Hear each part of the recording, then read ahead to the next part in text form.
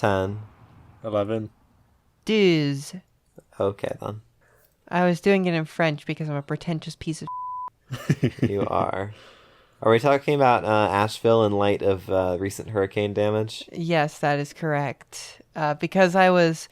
Well, we'll get into the explanation of this later, but basically, and you have to cut this part out because it's a spoiler, I I would never put spoilers in our episodes. I saw all the news coverage, and I was like, I wonder what this place that is like, currently submerged in 20 feet of water is like.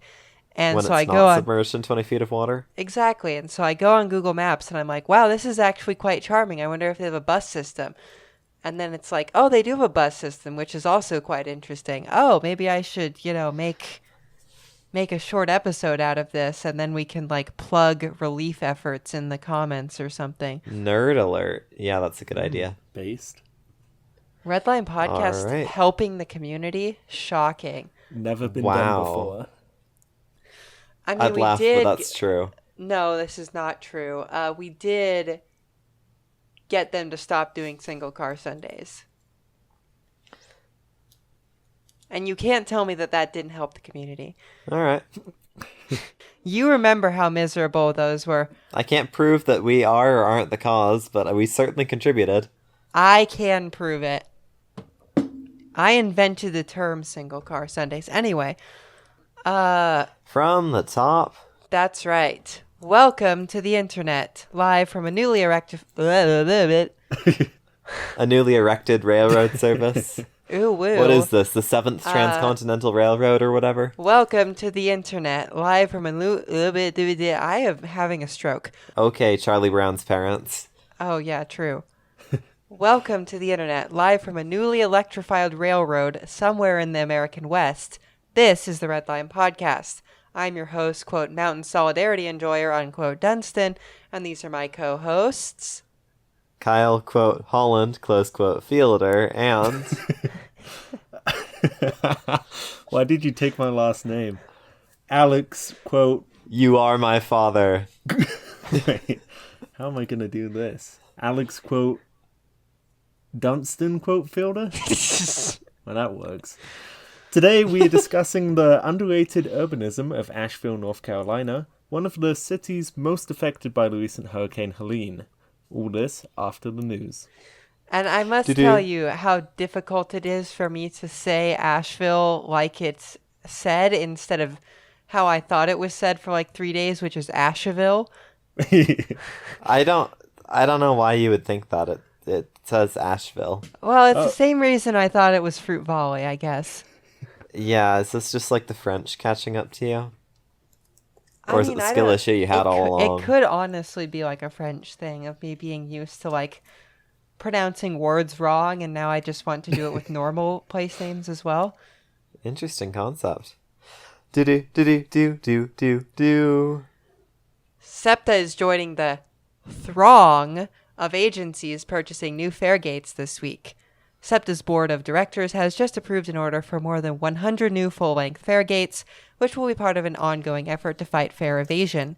These gates represent the extension of an ongoing pilot program and are part of a nationwide trend towards more secure fare enforcement devices. What did their current fare gates look like?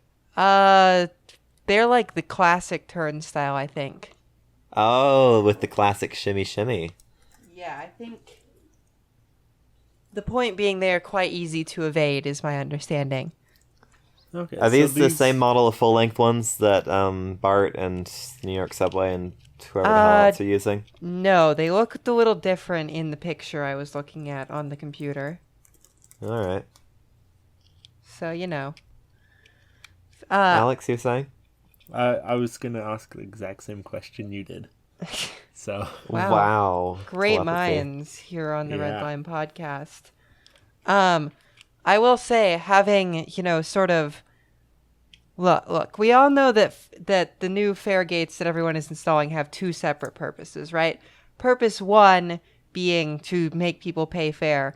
Purpose two, arguably more important, is to stop crime, question mark. Well, it does Well, I would say it doesn't do two things. It does three things. First of all, make people pay fare, because you got to pay for the fare gates somehow, right? It's not all grant money, presumably. Maybe it is. Anyways, and then the other two parts are the safety part. But I think the more important half is it increases the impression of safety or the feeling of safety among riders. I mean, Like, that wow, is... big new program. I think that's true to a certain extent, but LA Metro did a study last year where they found that like 86% of people who did like a crime on their Didn't rail pay fare. system had previously not paid fare. So like Yeah, that I checks think that out. there's like a substantial argument made here for like this improving the safety of a system. And also, you know, doing it without people getting shot. Yeah. Since that's a thing we have to worry about in this country for some reason. Apparently. Some country this is. Yeah, and I will say that as far as the new BART fare gates go, Yeah, good As- job writing the script. as far as the new BART fare gates go, I don't know, it kind of worked. Like I've been in, you know, Civic Center Station, which is one of the stations that has the new fare gates, sort of a before and after comparison, and I will say it is quite a bit better. So Yeah, I didn't notice, well, because I didn't go before the new fare gates, but just going into the Civic Center station, I wouldn't have known there was any issues in the past with that. So I don't know. It seems like it's a very substantial improvement. It's a way to sort of improve everything without hurting anyone. That's the goal. Yeah, though I think we'll have to wait to get some better numbers on the effectiveness of these. Like, obviously they're effective, but like, Well, by how I mean- much and for what kinds of crimes until they've been installed on entire systems and not just select stations. We're going to probably get data from that pretty soon because WMATA has just finished doing their entire system. Okay. And BART has already reported up to like a 12% increase in people paying fare at At the like, stations in question. Right, because they've been like basically massively undercounting their own ridership because no one pays the fare, and that's how they count fare on like metro systems or count That's riders bloody on metro hilarious. systems. So, yeah, it was like West Oakland that saw like an 11.5% increase in boardings or like tap-ins since they installed the new fare gates. So, Would that be because people who were dodging fares now have to pay fares to use that station, and then also because people feel safer there? I think that it could be both. It could be what you would call like a virtuous cycle. Well, and I'd also imagine the immediate effect is a lot more people who are already using the station actually having to pay fare. Well, because and then we we'll were see how at- this affects longer term trends. Because we were at freaking, what was it, 16th Street Mission when we first got into town. And as I was trying to get my stupid phone Clipper card to work, we saw like 3 people hop the fare gate, and that was like 2 minutes. Like, Yeah. Paying for fare is optional on BART. not for long, question mark. Not for long. Not You for have long. to save all that fare money for a good pair of headphones. Yeah, that one guy did have really nice pair of headphones, I will say. They were like, anyway, this is a completely irrelevant and unrelated conversation. This has been the news. Do dee do dee do. Do. So, my explanation of why I am doing this. So as you may or may not be aware, Western North Carolina, which is apparently a region that exists, as the entire country has learned in the past week. Hey, compass directions, am I right? So true. Soon they'll just split off and have West Carolina. That's my fan theory. Uh-oh. North West Carolina, Virginia South too, Carolina, question mark? East Carolina, West Virginia. West Virginia? What about Northwest Virginia? Compass direction states all the way. So, yeah, this area that we all just learned exists, it was hit pretty hard by a recent hurricane, which for some reason, like, I don't know, why do we name hurricanes? like poor people named Helene right now. They're getting some very bad press. But anyway. There's a reason there's a standardized list of hurricane names that is rotated through every so often. So nobody actually decides what a hurricane is named. It is predetermined. Well, I know, but still. Like, I would simply call it, like, evil or bad or something like that. well, or but Florida then they'd all be Crusher named evil. 9000. We should just use French words. Baguette. Like Hurricane Baguette. Hurricane Hurricane- fromage. Hurricane, We'll do like an IKEA system of like related words, but they're French. Hurricane, like, Hurricane Tempest or something like that. Hurricane- know, Well, you wouldn't could that fit be this cool? pretty well into the current system. You just need to come up with like letters A through Z, different French words, No, I think and then we make should like just, several lists. I think we should just name them all Florida Crusher, and then they have a number appended to the end of Florida Crusher. So this The was like news will Florida kill you. Crusher 5000. We should just go back to naming them after politicians we don't like. This is Oh. Hurricane Joe Biden. Got him. So, you know, me, of course, being a horrible nerd, was like, I heard of this well, at the time in my head, it was Asheville. And I heard of this issue. Asheville place on the news. I should look at it on Google Maps for like 2 days. Foamer. And so I proceeded to look at it on Google Maps for like 2 days and was See, like, there are YouTubers that visit cities to talk about them. Not saying which. And then We're there's broke. us. Where Google Maps. we're broke man's city nerd, I guess. Poor man's city nerd. So, anyway, I kind of found out it was like a kind of interesting town. It has really cool urban form. It has an interesting political climate, and even a fairly decent public transit system. So You'll this never will guess be what this podcast is about and what we're going to talk about on the podcast about that topic. shocking. So this will be a fairly short episode discussing what I think is interesting and maybe what can be improved as the city works to rebuild.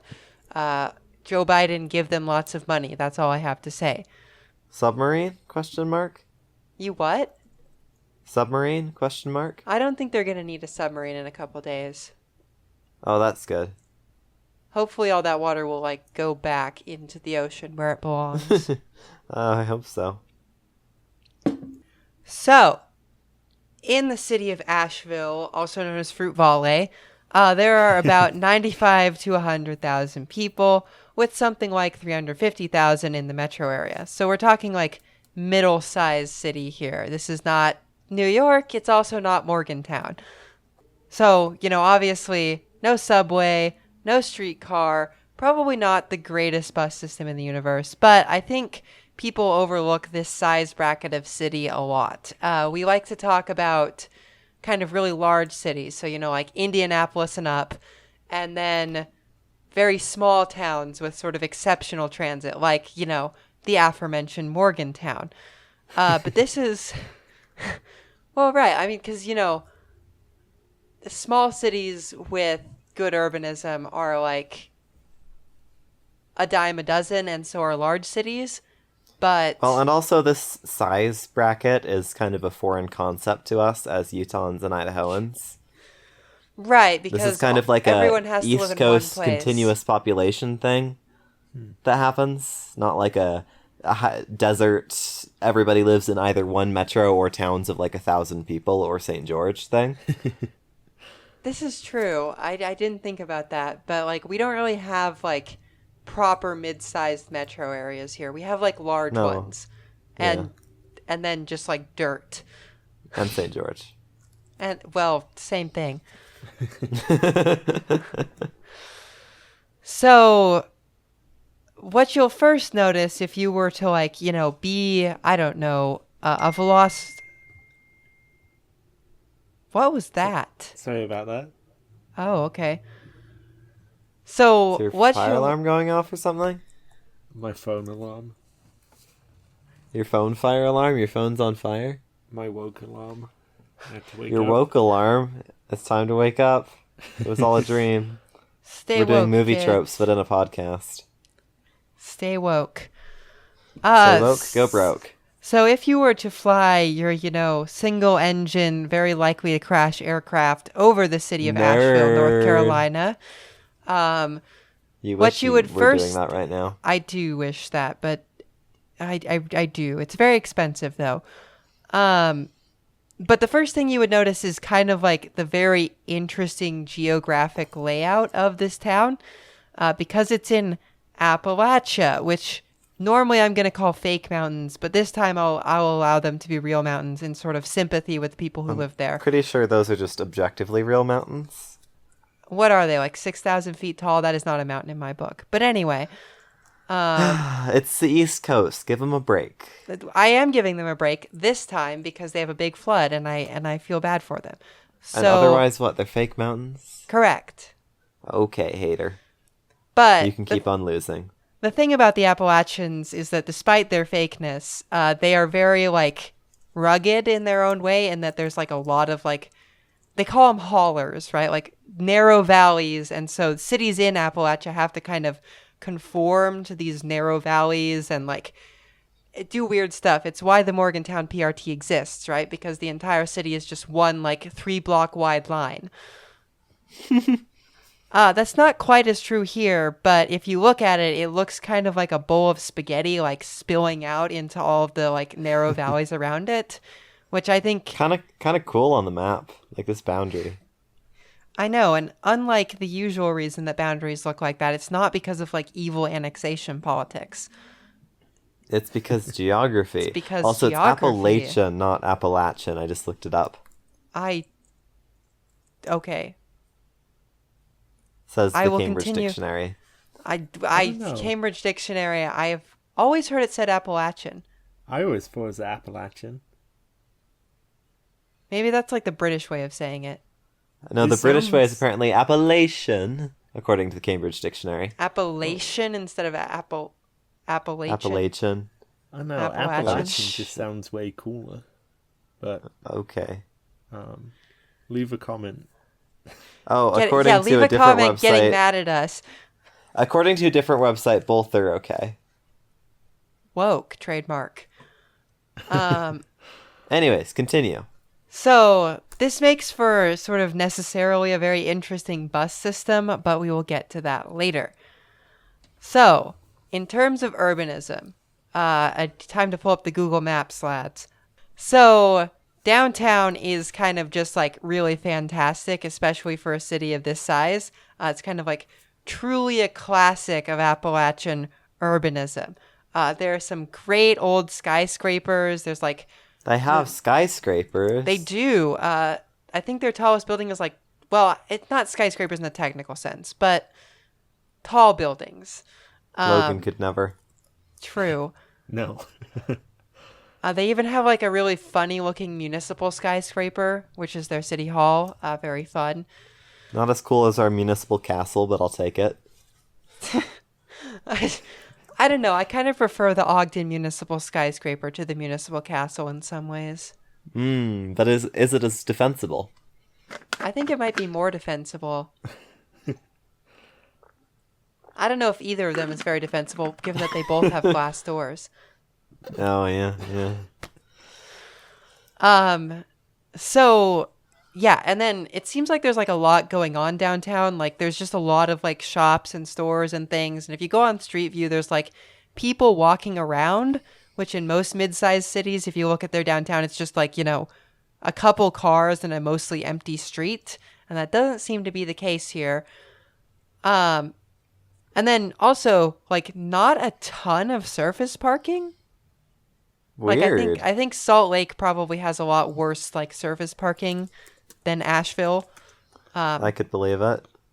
So yeah, quite interesting downtown. Also, like just not like a regular grid, which we like Americans, right?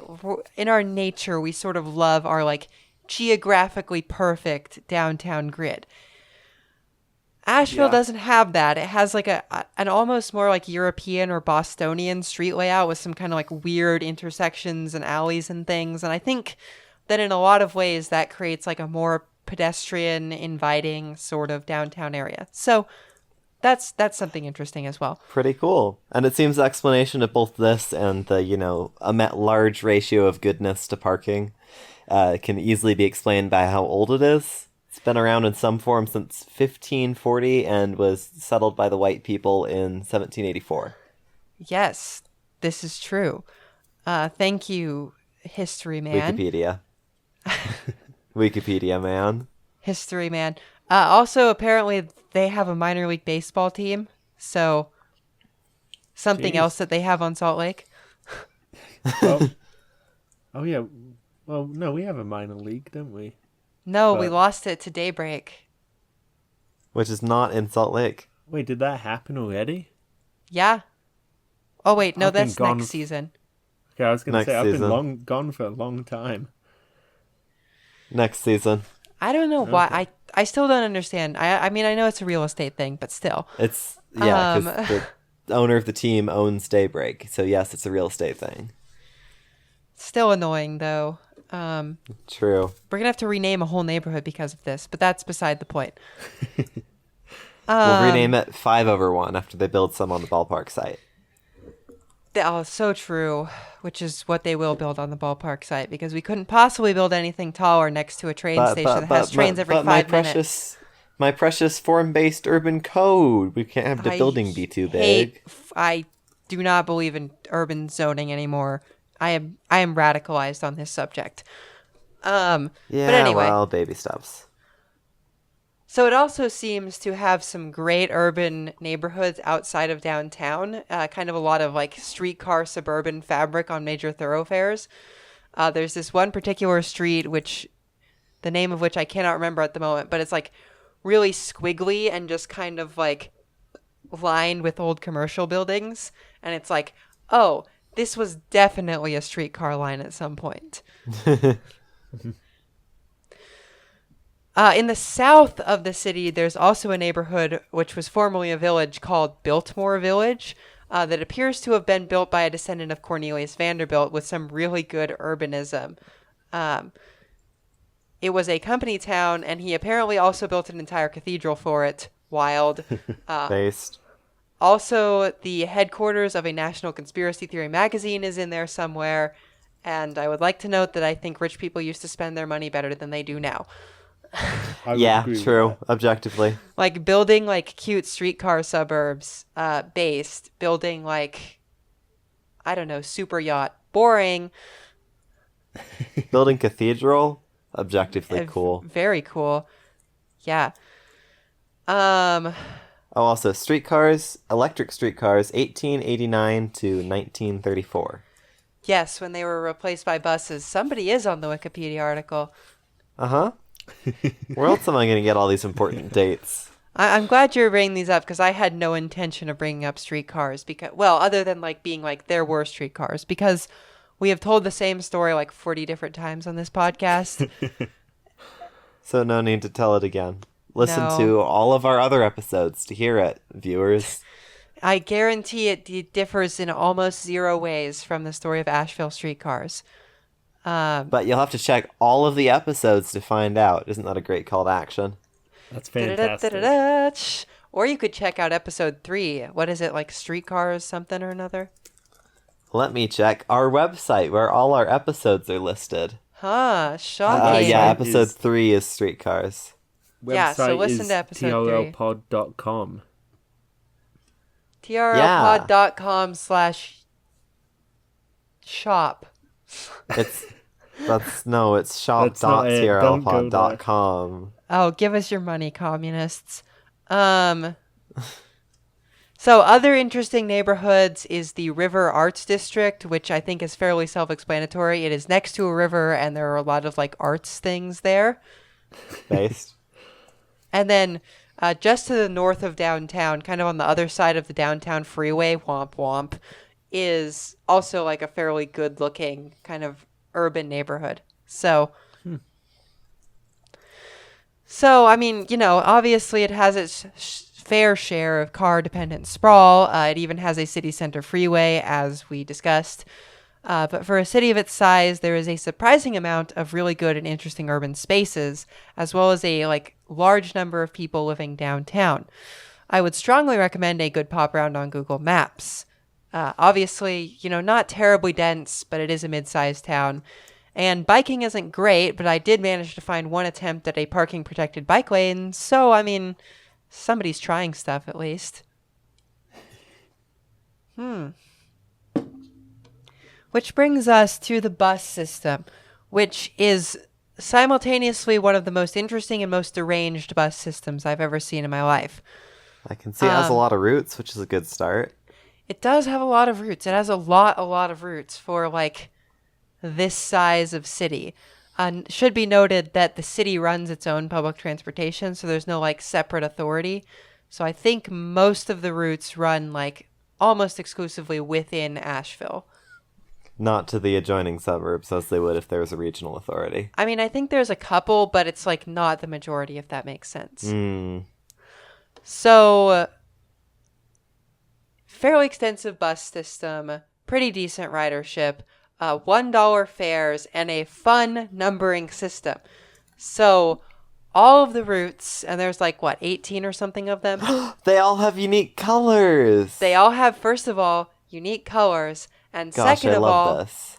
they all have, so they're all named like this, right? If it goes north from the main transit station, it's an N and then whatever number. If it goes west, it's a W, then whatever. If it goes south, it's an S, then whatever. If it goes east, it's an E, then whatever. And if it goes north to south without ending at a transit station, it's an NS or a WE or an EW or whatever. I think that is a really fun and sort of delightfully intuitive way of numbering a transit system. Oh, I live in the north part of town, so all the N buses go close to where I live.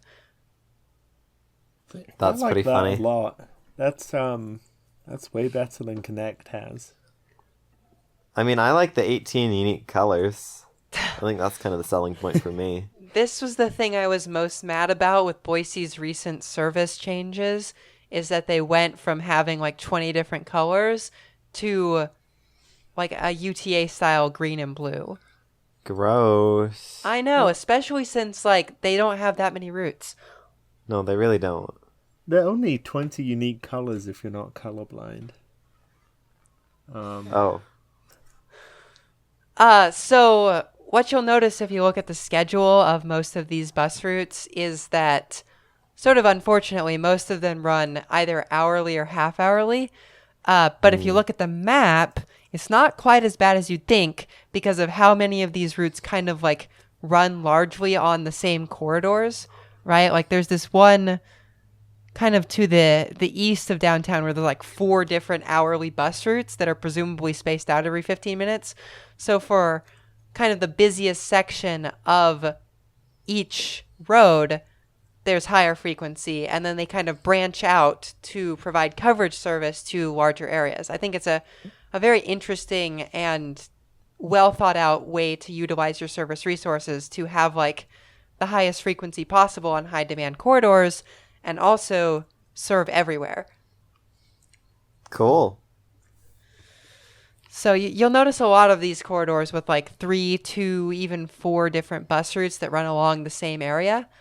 And those are kind of the highest demand areas. So it's very well designed to take advantage of very limited operating capabilities, right? They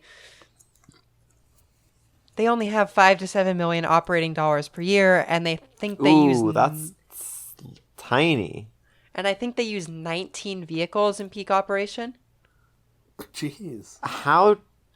Okay. And yet they have some routes with 5, 6 buses an hour along them. So I'm impressed by how they've squeezed all that out of that money. it's very smart. I am frankly quite impressed by it. Also notable, for a city of any size below 1 million people, basically, and honestly, cities of any size, cough, Salt Lake, cough, the bus runs every day of the week. Whoa. Mind blowing. 7 days a week. I think until 10 o'clock. So fairly decent span of Weird. service, actually runs every day. This is for a kind of like crappy mid-sized city bus service, quite good. I'm thinking about sending the Connect transit people out to Asheville. Span of Honestly, service, you can go places. shocking on a Sunday. Going somewhere on a Sunday, that's bad. Well, So nothing's open, so guess it doesn't matter. that honestly. So, also in addition to all of this, there's a quite decent downtown transfer station, well located, good amenities, etc. So, Pulse scheduling, question mark? pulse scheduling, yeah. Cool. Although I think that the pulses differ, like, there's different pulses, if that makes sense. Whoa. Fancy. There's not just High one. They budget. don't, like, all the buses don't leave at once. So, They're not that broke. no, they're not quite that broke. Of course, all of this is at the moment out of service due to the hurricane making a lot of roads sort of not roads anymore. They don't have submarine buses Unfortunately Or not. I flying think that's only a buses. thing in Miami. or tank bridge buses. I would be surprised if the National Guard doesn't have something like that. I think that's just a tank. The National Guard should have like a public transit recovery division that like whenever there's a bad natural disaster in an area that disrupts public transit service, they just bring in like, the green camo like bus and it Public provides transit, except it's just a tank. yeah, except it's the military and it has like a guy with like a 50 caliber machine gun on top of it just to like make it tactical. Not the worst idea, given how difficult or impossible it is for people to just get out of these places. It's probably actually a thing, and we've been making fun of an actual thing, and the National Guard's going to come and kill us. But With their tactical their bus tactical tank. bus tank thing, I mean, what is a Bradley infantry fighting vehicle if not a tactical bus? Anyway, so as far as cultural features go, that I think make this kind of like an interesting place for urbanist-minded people. Number I love how one, this is the footnote after all the urban fabric. well, that's more important to me, personally speaking. So I saw people were like gloating about this town being flooded, sort of right-wing idiots, because it's known apparently as the San Francisco of the South.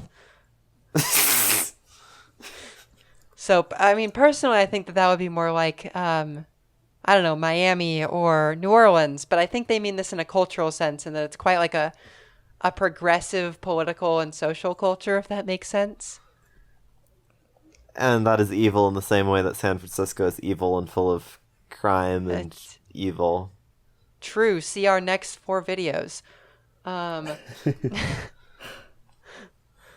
So, yeah, apparently like sort of a very blue dot in a very red area, I guess. So you'll see a lot of people driving Subarus with bumper stickers that say things like "Blue Girl, Red State" on them. That's a big love thing in that. Idaho. I love that. And then also so here is my I'm developing a theory of where young, educated, affluent individuals want to live. And 99% of it is there a Trader Joe's there? You can tell that a city is up and coming if it has a Trader Joe's. If it does not have a Trader Joe's, you want to get one. Trader Joe's, Whole Foods, kind of millennial stores. Where you just have- Millennial stores. You have more money for nicer stuff. Right. It's like a sign that the economy is doing pretty well, I think, is Trader Joe's and Whole Foods. Does that mean a Winco is a sign that the economy is doing bad?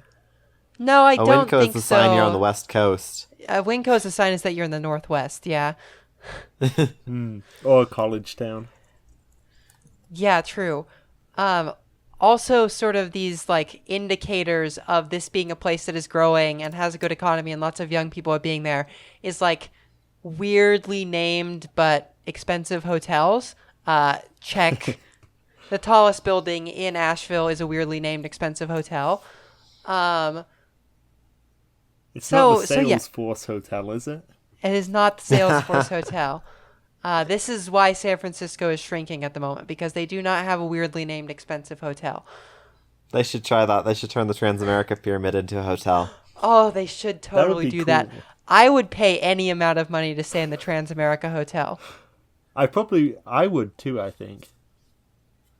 I mean, the I views bet would be great. since, hotel rooms need windows and office space in the U.S. doesn't, in other countries it does, because they're not stupid, you could ring the outside with hotel units, and then on the inside floor space you can do, like, office-y something. So if you're, like, holding your convention, you can just never go outside. Never mind, this is a bad idea. I mean, you could also use the upper floors with smaller floor plates as a hotel, and then put the normal stuff in the current thing. Yeah. It's a good idea. I think that's actually what happened in Asheville, is that the lower floors of the tallest building in the town, which was an office building, were converted into a hotel, and then the upper floors stayed as offices. So, anyway, I don't know. It kind of gives me Austin vibes. If you're like the type of person who is looking into, I would like to live in a mid-sized city in the South with good urbanism, which, like, those people should consider Asheville, North Carolina. And that is my thesis for this episode. Well, it doesn't sound like a bad place to be. Well, except for right now, but... Yeah, no, it's like fairly interesting urbanism. Interesting history with how much the Vanderbilts are involved, but that's kind of out of scope for us. Yeah. So, I don't know, look into it. In a couple years, if you're looking for a place to go do tourism, you should go there and help them, recover economically. Yeah, or even like a year. Yeah, just give it like a little while. But yeah, so do that. Also, we're going to link some places you can help with storm relief below. And don't overlook what mid-sized cities have to offer. Any closing comments? Kyle, Alex? Well, it's better than Logan, so I would The seal live of there. approval. I'm impressed by how much bus service they've strung out of a tiny budget. Yeah, that's really Actually, like a magic trick. Actually, Alex, you would probably like it there because, like, there's probably a lot of, like, forestry jobs and stuff, and also, like, decent urban amenities and a decent political culture. So, I don't know. Maybe... I think I would like it there. My girlfriend's been suggesting Grand Junction, Colorado. Oh, which gosh. I pretty quickly Junction. shut down. So that already sounds like it's better than Grand Junction. So There's no Amtrak service, though, so that is, like, a point in Grand Junction's favor. well, there's no Amtrak service in Logan, so I think true. it equals out. And This we is don't have true. a Trader Joe's, so no Scandinavian swimmers. You don't. No swimmers. Yeah. No swimmers up Scandinavian swimmers, the official candy of the Red Line podcast. here. Yeah. Yep, we can start saying that. That's good with me. We're not going to get sued for this in any way. That's not how trademark law works. Silence, communist. If you liked what we did here today, please remember to like, comment, and subscribe, and to follow and leave us a rating on iTunes and Spotify. If you like what we do here in a general sense, please consider becoming a member on Patreon.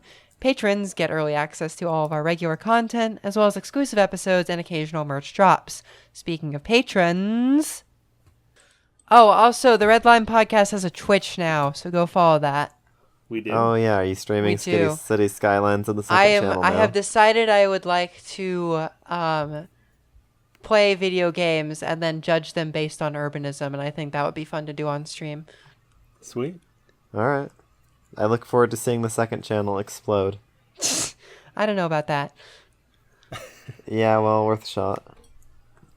Maybe we could pivot to plane foaming. Oh, dude, I would be like, who's the one guy? Is it Noel Phillips. I would do Noel Phillips like content. I don't know who Neil Phillips is. Or Noel, he's like a YouTuber who does planes. Yeah, I don't think Cool. Kyle or I do watch plane Fine, content.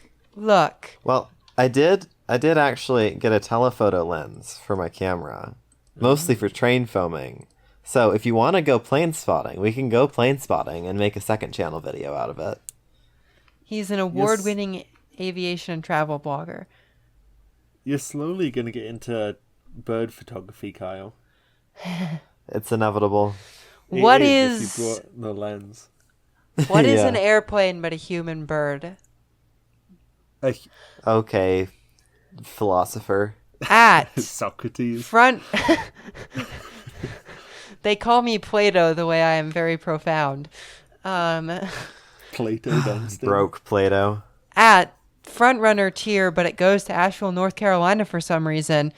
$69.69 a month. We have Zach Adams at regular front. Oh, at I don't know, slightly less than that tier. We have Aaron, $20 per month. Thank you, new patron.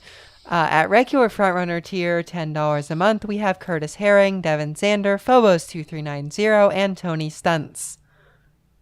At the red line tier, or naming your bus system using cardinal directions. Wait, hold on. Let's see. They have the N2, the S1, and it looks like the West, like 6 or something that are red. So Okay. there you go. At the At West the 50 Shades 6, of Red tier.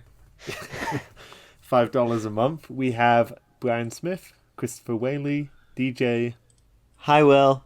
Watkins, Elijah Kensler, G4, Isaac Madsen, hey, Jacob Whitecotton, Jesse Mayo, Reluctant LA Resident, Robert P. Walsh, Zephyr Zemoro, which that's kind of cool. And that's Is that a new that's patron? it. Yeah, Zephyr Yeah. Zemoro. I love that name. Me when it's Zamaro and I'm on the Zephyr. What are the blue buses tier? Looks like there is the. I gotta zoom in. Hold on. Squinting, the N1, please wait. the S6, or the I West don't know. 2 and the East. I don't know. There's a bunch. At the several shades of blue tier, $3 a month, we have Alex Dykelski, Alice MYOB, Ben Busath, Bradley Bondi, Ethan McDonald, Evelyn, Jack McCoskey, Litmus Zest, Martine Hecker Martinez, Matt Gray, McKay Ransom, Oliver, Purple Waves, hello, Sam Myers, Sky Lakowski, and Zach Verstott. At Green Line tier, also apparently the S3, which is a green bus, goes to the airport. So there are some similarities Whoa, between Base. Asheville and Salt Lake City. Green is the color of airplanes. So true. Portland, get on it. At Green Line tier, we have Benjamin Wood, Joshua S. Horvath, Kapil, and William Rowe. Is that a Yep. new one? Yep. We've got a hi, lot of new. new Yeah. patrons. Yeah, this is because we've been producing videos, trademark. So go watch it. Thank you, new patrons. Yeah, thank you.